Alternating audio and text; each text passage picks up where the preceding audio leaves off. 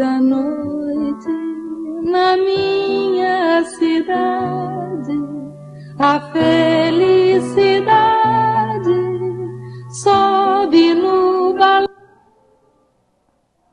Muito boa tarde, estamos aqui para mais um Criando Crianças. Esse programa é especial para você que é pai, que é mãe, que tem filhos pequenos, que é um educador, você que tem sob sua responsabilidade a difícil tarefa que é educar crianças. E eu vou dizer a você, mais difícil do que antigamente. Hoje é muito mais difícil educar os filhos, porque antes havia o lar e a escola, onde o lar era mais forte e a escola dava uma complementação. Hoje nós temos o lar um pouco mais restrito, porque os pais trabalham fora, ficam pouco tempo com os filhos. Temos a escola, onde a criança passa um bom tempo, e temos as mídias sociais, e nós temos a publicidade influenciando as nossas crianças. Então, muitas vezes a nossa educação passa por ser uma luta. Nós temos quase a sensação de que estamos andando de contramão para poder educar as nossas crianças conforme os valores que nós acreditamos. Então, se a gente não questionar por onde nós estamos caminhando, e felizmente há muita gente boa questionando o mundo de hoje, o espaço que a infância tem no mundo de hoje, então tem gente boa pensando nisso e a gente quer então contribuir também com a nossa parte, nossa humilde parte nisto, né? Por isso estamos pesquisando sobre a infância, para poder fazer com que a nossa criança hoje realmente tenha uma infância. O que está acontecendo? Muitas crianças hoje são verdadeiros adultos em miniatura, com aquela agenda lotadíssima, faz inglês, faz francês, faz mandarim, faz tudo, mas não brinca. Então a coisa está bastante complicada nesse sentido. E se a gente se distrair mesmo, nós vamos criar, a nossa criança vai ser um grande telespectador. Veja que coisa, hein? Você criar um filho para ser um telespectador. E também você vai criar na sua casa, vai se desenvolver na sua casa um grande consumista. E eu estou falando consumista e não a palavra consumidor. Por quê? Consumidor é aquele que consome. Consumista é aquele que consome em exagero. E hoje é um fenômeno mundial, não é? Das pessoas que têm dinheiro. Quem tem dinheiro, gasta e compra. E a criança, desde pequena, aprende que o negócio é consumir.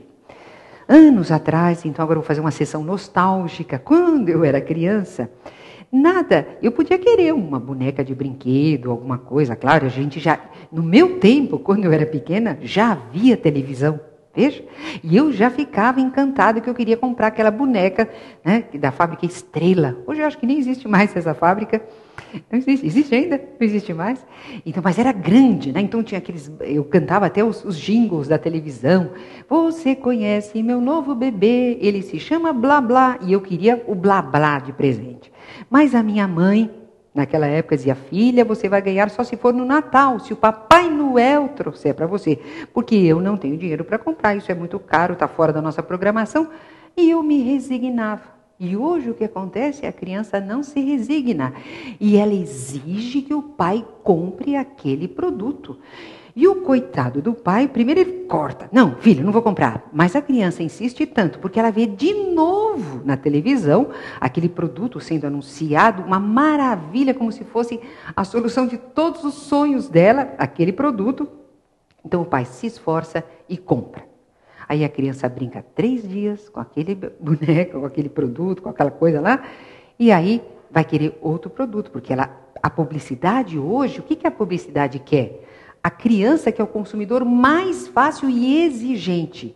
As pesquisas falam que mais de 50% das decisões de compra passam pela opinião da criança. Então, antes havia só publicidade dirigida para vender boneca, vender carrinho, vender brinquedos para a criança. Hoje não. Hoje até as propagandas de banco estão dirigidas para a criança, porque a criança vai dizer: papai, você não vai abrir uma poupança para mim? E aí o pai vai dizer: ai, eu preciso pegar, né, abrir esta poupança. Então, se nós não tomarmos cuidado, se nós não formos espertos, Nós vamos ter a nossa criança, uma criança extremamente consumista. Eu tive a oportunidade, dizer que é oportunidade, vizinhos à minha casa, havia um casal lá, um pai dando uma bronca muito grande na filha de 17 anos. E a coisa estava lá tão, assim, difícil, que eu resolvi, assim, na minha condição de vizinha, humildemente, eu cheguei lá perto da casa para ver se eu podia ajudar aquela discussão entre pai e filha. Vou confessar a você, eu estava meio me metendo, né? Mas como ele tinha outros filhos pequenos, eu estava com muito dó das crianças que choravam e tal, então eu fui lá, me meter na briga de vizinho, contrariando aquela frase que diz, em briga de marido e mulher não se mete a colher, mas no caso não era marido e mulher, era o pai e a filha. E a questão era do consumismo, porque a filha queria, além da internet, outros programas ligados e tal, e o pai não tinha condições. Ele dizia, mas eu te dou tudo, minha filha, eu trabalho, eu me esforço e você não reconhece o meu esforço. Não, ela não reconhecia nada daquilo. Ele não fazia mais que obrigação, no pensamento dela, moça de 17 anos, e ela exigia do pai. Então, veja, esta é uma menina normal dessa nossa sociedade de consumo, que ela acha que a felicidade dela está na aquisição dos produtos que a sociedade oferece. Então, este pensamento, vamos ver se nós conseguimos não deixar que cresça na criança, porque isso é um mal, isso é uma epidemia. Nós não estamos preocupados com a dengue. Você não está preocupado que você tem que tomar cuidado com a água, né, não deixar a água parada, porque senão o mosquito vem? Você está preocupado, ótimo, faça isso. Mas existe uma epidemia muito mais grave que está por conta das nossas crianças e os nossos jovens, e nós também. Mas, sobretudo, nas crianças que têm menos senso de poder distinguir o que é certo, o que é errado, o que é verdadeiro, o que é falso.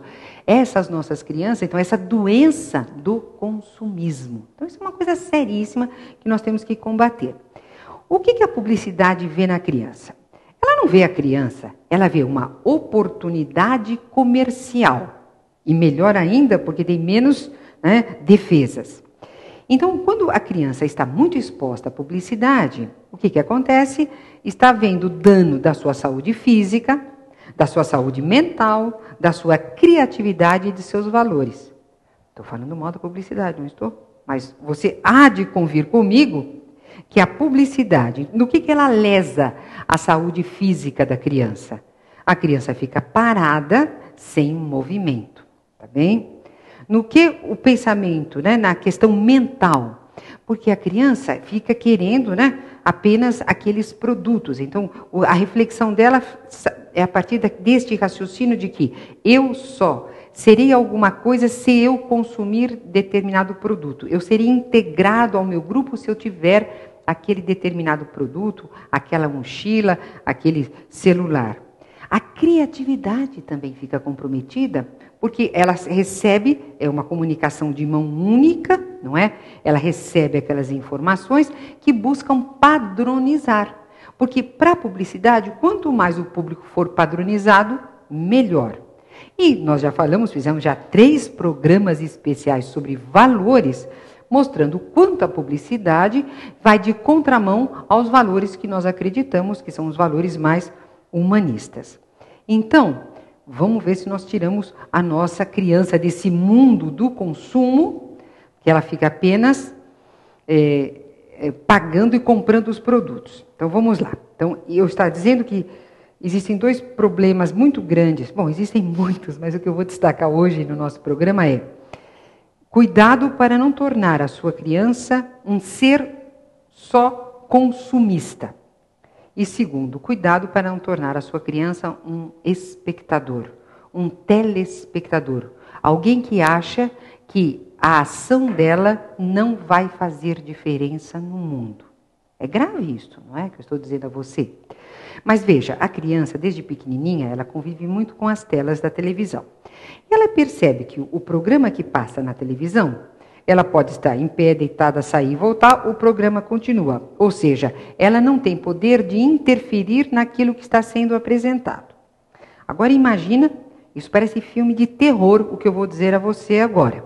E pode ser que isso aconteça na sua casa e você vai ficar chocado. Cenas difíceis, vou dizer, cenas que não deveriam acontecer. A criança deitada em sua cama, em condição de repouso, assistindo um programa de televisão ou um noticiário que a assuste, que a preocupe, e o corpo está na posição de repouso. Então, o cérebro, né, está recebendo informação de que, no máximo do relaxamento, a criança recebe aquelas informações e ela fica numa atitude totalmente passiva. Você está estranhando isso que eu estou dizendo? Mas veja, o cérebro está aprendendo que diante daquelas cenas terríveis, não há nada o que fazer, a não ser mudar o canal. Então, o que nós estamos criando? Crianças passivas. Meu Deus, o mundo só vai mudar se as crianças forem pessoas sujeito, né? E não vítimas. Claro, a criança precisa de proteção, mas ela precisa saber que a ação dela pode fazer diferença no mundo. Então, aonde que ela vai aprender esta ação? Como a criança pequena aprende, sobretudo, pela imitação, que ações no mundo ela está vendo em você, que é educador, que está com ela, que ela pode reproduzir.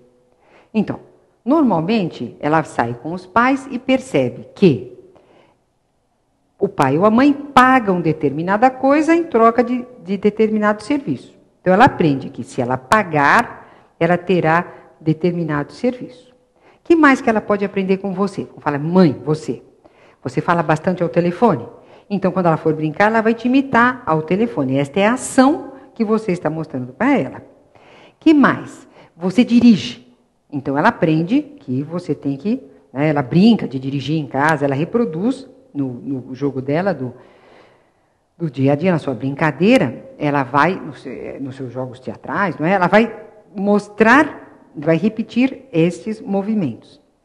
Então, o que acontece na vida dela parece que é uma coisa assim, que ela não sabe a origem, não sabe de onde vem, não sabe a relação causal que tem as ações. Então, vamos lá. Uma criança precisa observar ações de seres humanos produzindo diferenças no meio ambiente. Então, se você tiver uma oportunidade, leve a sua criança para observar o que é uma construção de uma casa. O pedreiro ali, sabe? Junto com areia, com cimento, misturando a pedra, colocando tijolo por tijolo. Criança gosta de ver isto. Criança que ainda tem dentro de si o espontâneo da criança, adora observar isso. Ainda quando chegar em casa, vai reproduzir isso na sua brincadeira infantil.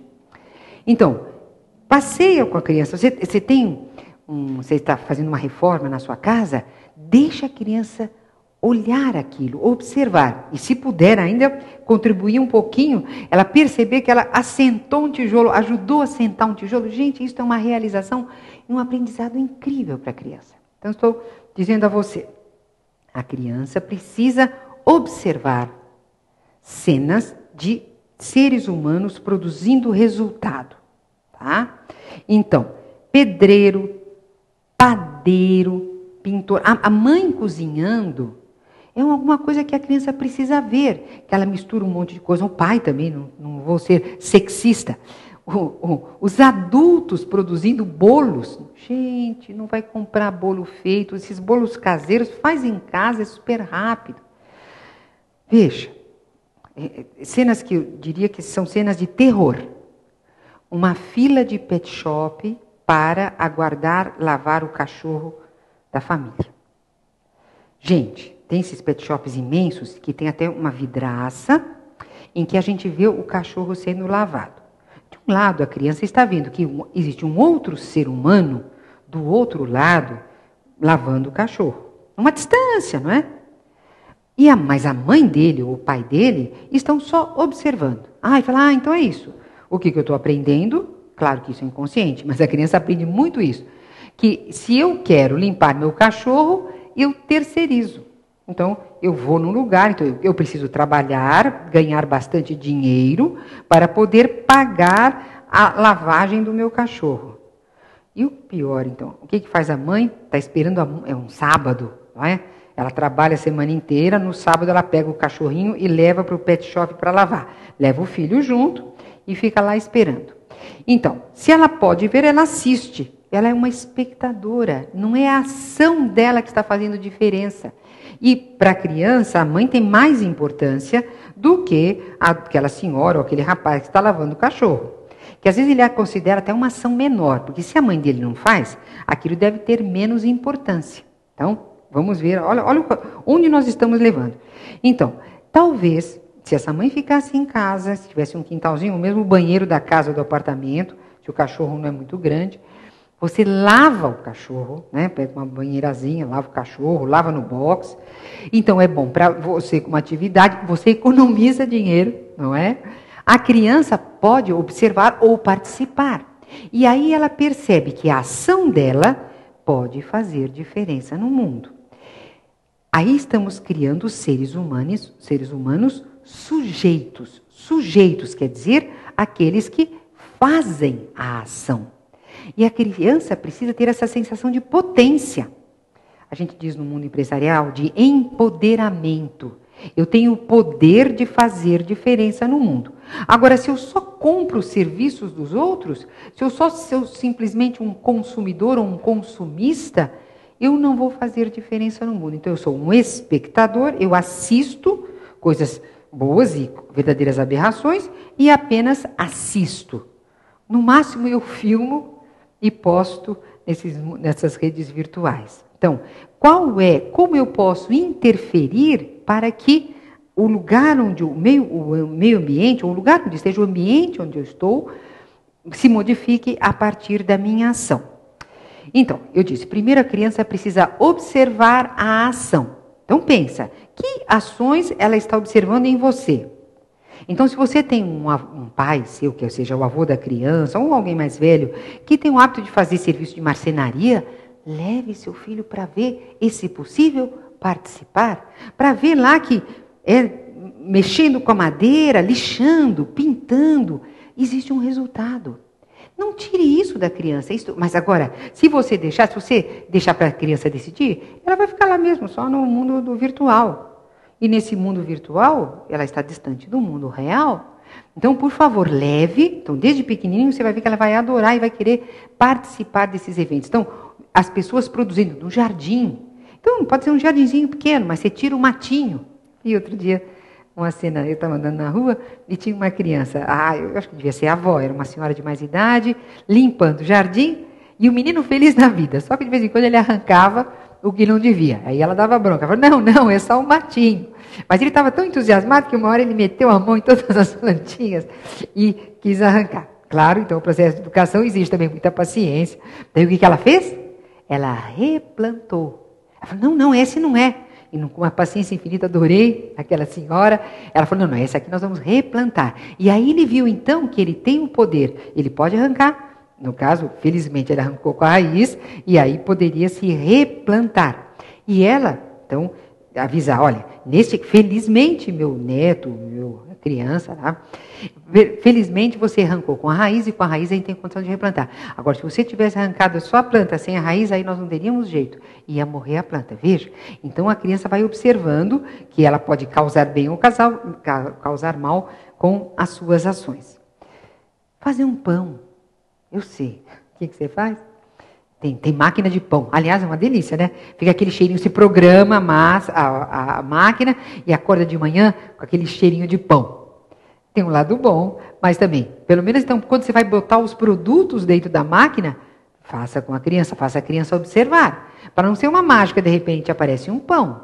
A criança está achando que as coisas não têm começo, meio e fim, não são produto de um processo, né? Resultado de um processo. Existem algumas escolas que, felizmente, trabalham muito bem isto com as crianças, o fazer. Criança precisa fazer, tá bem? Sobretudo as pequenas, porque o desenvolvimento até do intelecto da criança tem a ver com o movimento. Lembrando, os minerais, nós estamos falando, né, das pedras, das rochas, eles param, não se movimentam. As árvores, elas também não têm movimento próprio, elas podem até se balançar ao movimento do vento, mas elas crescem, se multiplicam, né? Outro reino, o reino vegetal. Agora, o reino humano, o reino animal, de uma maneira geral, ele se caracteriza, uma das características é que ele se movimenta. E a criança, diferente do adulto, precisa do movimento para o seu desenvolvimento. O adulto precisa sim para manter a forma, mas o adulto ele pode caminhar no pensamento através da reflexão. A criança não faz isto. Se ela não se movimenta, ela está, né, impedida do seu desenvolvimento total. Às vezes, quando eu saio bem cedo e vejo assim, as ruas são mais ou menos vazias, né, por causa do trânsito, mas as peruas escolares estão todas em movimento, pegando as crianças, né, como se elas fossem verdadeiras deficientes físicas, né? As crianças saem da casa, entram no carro, no perua, descem na escola e terão lá pouco movimento. Então está extremamente comprometido o desenvolvimento da criança. Então eu estava dizendo que há boas escolas que ainda trabalham muito o fazer da criança, antes de trabalhar o intelectual. Eu já falei bem aqui e insisto, eu sei que há boas escolas, eu já falei muito da TEARTE, que é a escola da professora Teresita, que é uma maravilha de escola, muitos anos trabalhando, eles trabalham com crianças só até 7 anos, ali na região do Butantã, Pinheiros, Butantã. Agora, eu vou falar também da pedagogia Waldorf, que tem isso como princípio. A pedagogia Waldorf, então, na pré-escola, na educação infantil, eles têm lá o dia de fazer o pão.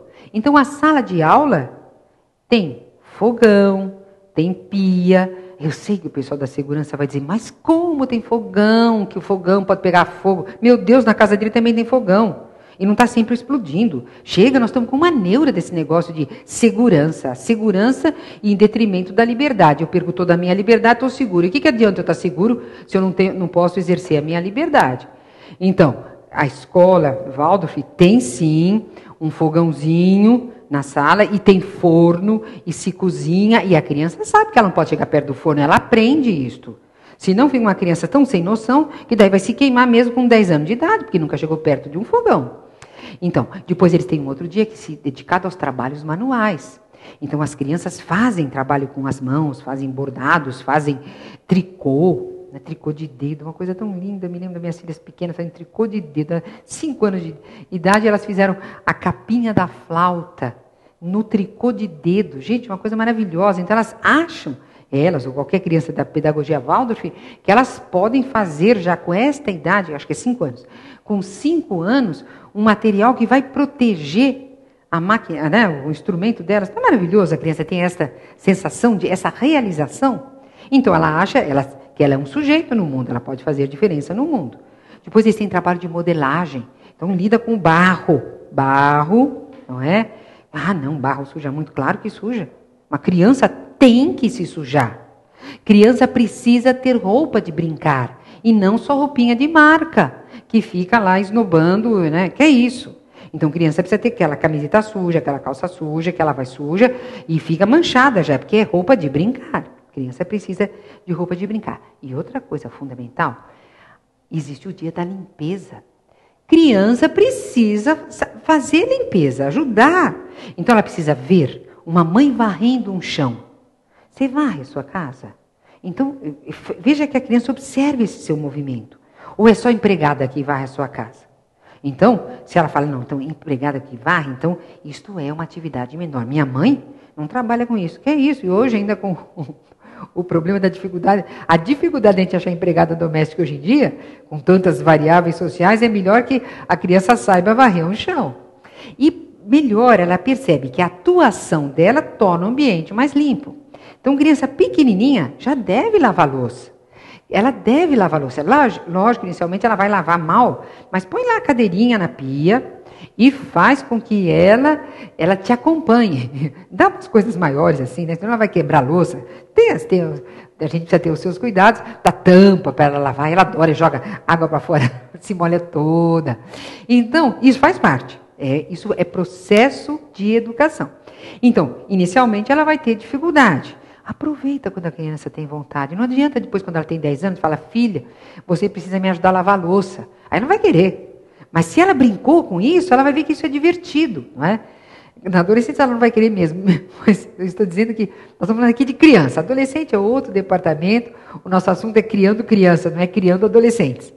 Mas se a criança participa da limpeza, né? Então tem gente que fala, não vamos dar trabalho para a criança. Não estou falando de trabalho escravo, não estou falando de trabalho infantil, estou falando que a criança precisa saber que a atividade dela também vai fazer diferença no ambiente da casa. Então, arrumar a cama, não é? Esses trabalhos domésticos que são muito importantes. Aí nós vamos fazer com que a nossa criança não seja apática. Tem muita criança apática hoje em dia. Você já observou?